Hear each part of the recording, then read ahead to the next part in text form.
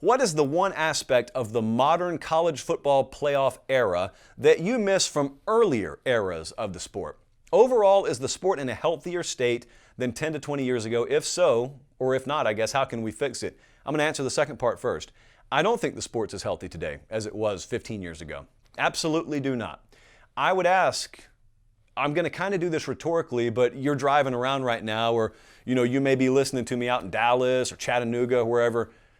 Think to yourself, I've asked this before, I'll ask it again. We're in the college football playoff era now. It started in 2014.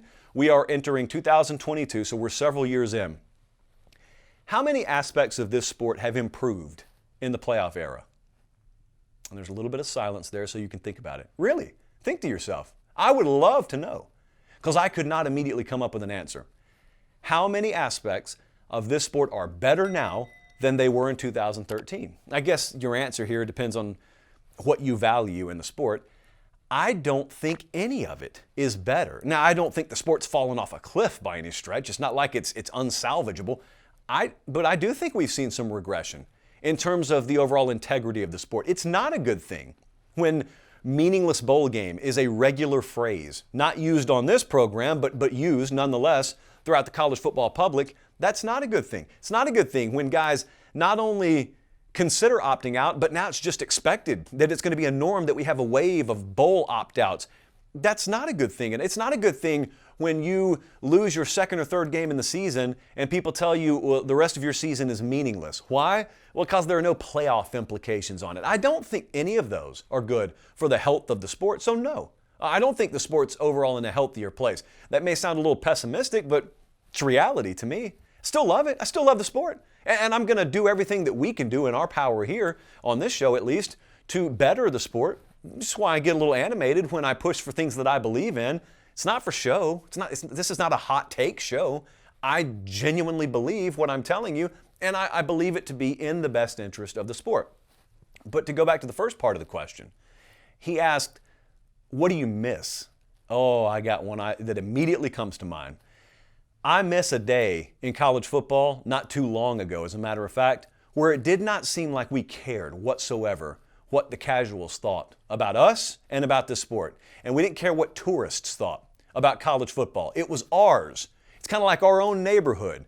And if you live on the third house on the right and you live in the neighborhood, I'm going to listen to your opinion. Even if we disagree, I'm going to listen to it. I'm going to respect it. But if you live 3 neighborhoods down, or you live in another town, and you're trying to criticize my neighborhood, not only am I not going to listen, I don't care. That's why I'm not listening. And all of a sudden, I don't know when this happened, and I don't really know what necessarily precipitated this, but all of a sudden, a lot of people inside our community, inside the college football world, got consumed with what outsiders and tourists think. And they came in and they said, your postseason structure is not good enough. Or the way that you handle this, and that's not good enough. And all of a sudden you started caring. And not only that, here's the worst part. Some of us started to capitulate. Some of us started to try and validate ourselves to the tourist community. These folks don't care about the sport.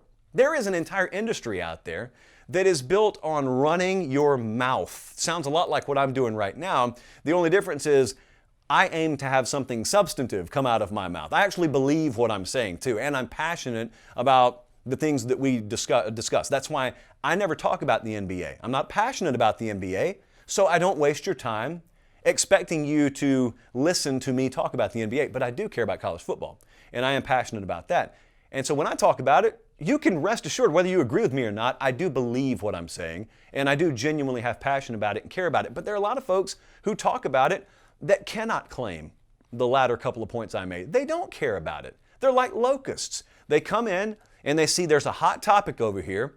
In this case, let's call it playoff expansion, or let's call it the transfer portal. They come in and they just run their mouth in the nearest megaphone, and depending on which platform they're on, it gets amplified to varying degrees.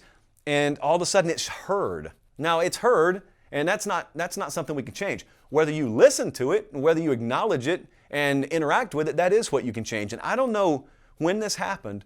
It wasn't always this way, but for some reason, as of late, a lot more of us, a lot more of you guys, and I'm not necessarily going to put myself in this crowd because I really don't fall victim to this, but a lot of us do.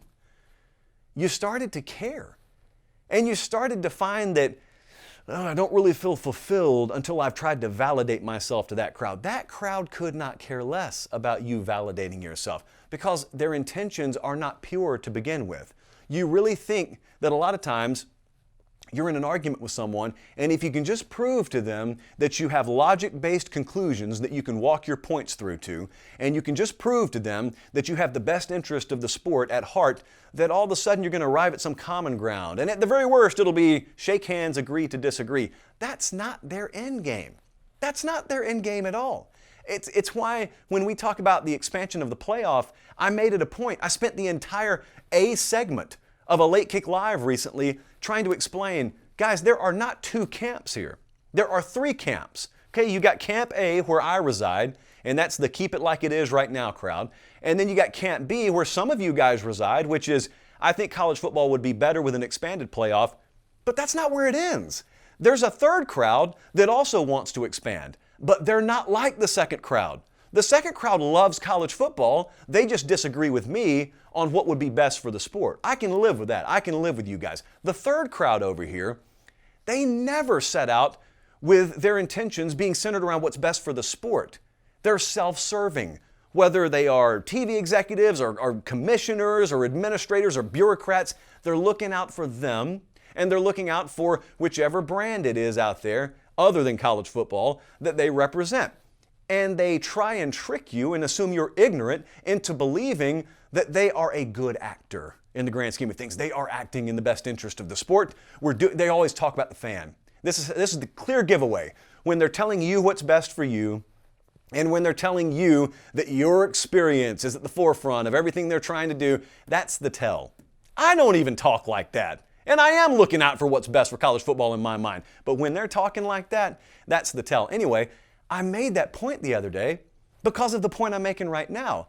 Those folks don't deserve to have their opinions acknowledged equal to ours, because this is our sport. It's not their sport. It never has been. And it used to be that crowd would start talking, and amongst ourselves over here at the college football campfire, we'd look and we'd say, whatever, you just hit mute, and you'd move along. You didn't care. You never cared that someone said, college football is not as good as the NFL. That's fine, man. Billy, that's cool. Go watch your Sunday game. We may watch it too, but we love this Saturday game for what it is. Doesn't always have to parallel what the Sunday game looks like. In fact, we love this Saturday sport in some cases because it doesn't look exactly like the Sunday game. And then, I don't know where it happened. I don't know where we fell off the bike. Hopefully we can get up and, scrape the knee off and we can move on about our business. Somewhere along the way, too many people in our community really started caring what casuals and tourists thought about their opinion.